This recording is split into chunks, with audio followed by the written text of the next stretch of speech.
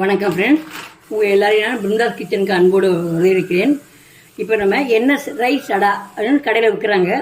நம்ம கேரளா உணவு அடப்பிரதமன்கிறது ஓணம் பண்டிகைக்கெல்லாம் ரொம்ப சிறப்பாக இப்போ ஸ்பெஷலாக பண்ணுவாங்க. இப்போ நம்ம கடையிலே விற்கிறனால நம்ம ரெடிமேடாக வாங்கி நம்ம ஈஸியாக செஞ்சிடலாம். நீங்கள் வீடியோக்குள்ளே போகிறதுக்கு முன்னாடி நீங்கள் எல்லாம் ஃபஸ்ட் டைம் பார்க்குறீங்கன்னாக்கா என் சேனலை சப்ஸ்கிரைப் பண்ணி வச்சுங்க.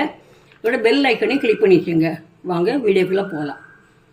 இப்போ நான் இதுலேருந்து ஒரு அரை கப் எடுத்து வெந்நீரில் போட்டு நம்ம பாஸ்தாலாம் பண்ணுற மாதிரி நல்லா கொதிக்க விட்டு வேக விட்டு எடுத்து வடிகட்டி தண்ணியை விட்டு நல்லா அலசி எடுத்து வச்சுருக்கேன்.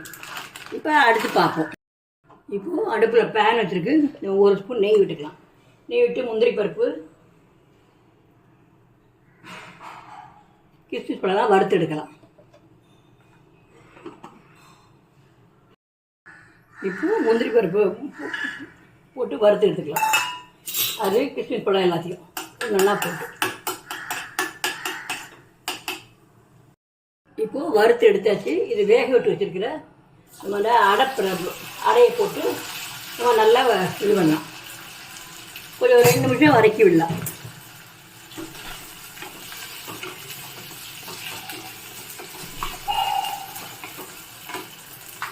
வதக்கிட்டு நம்ம அரை கப் எடுத்தோம். 1 கப்பு நான் நாட்டு சக்கரை போடுறேன். இது வந்து கல் மண் எதுவும் இல்லாது, அதனால நம்ம நான் அப்படியே போடுறேன். நீங்கள் கல் மண் இருந்தால் வடிகட்டி விடுங்க.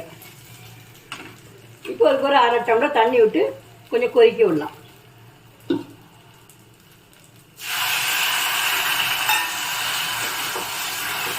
நல்லா கொதிக்கலாம்.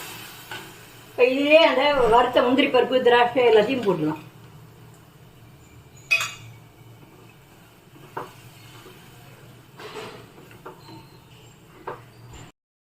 இப்போ கொதிக்கிறது ஏலக்காய் பொடியும் போட்டுக்கலாம்.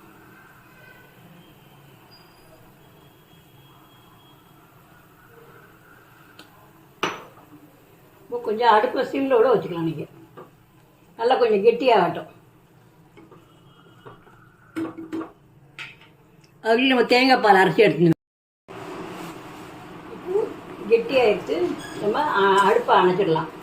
அடுப்பை அணைச்சிட்டு நல்லா ரூம் டெம்பரேச்சர் வந்தாவிட்டு தேங்காய் பால் விடணும். சில சமயம் நம்ம வெள்ளம் போட்டதுனால நம்ம உடனே விட்டோம்னாக்கா தெரிஞ்சு போன மாதிரி ஆயிடும். அதனால் நம்ம ஆறணுன்னு விடணும். இப்போ ரூம் டெம்பரேச்சர் வந்தாச்சு. இப்போ நம்ம தேங்காய் பால், கெட்டி பால் மட்டும் விடலாம். விட்டு நல்லா கலக்க வேண்டியதான்.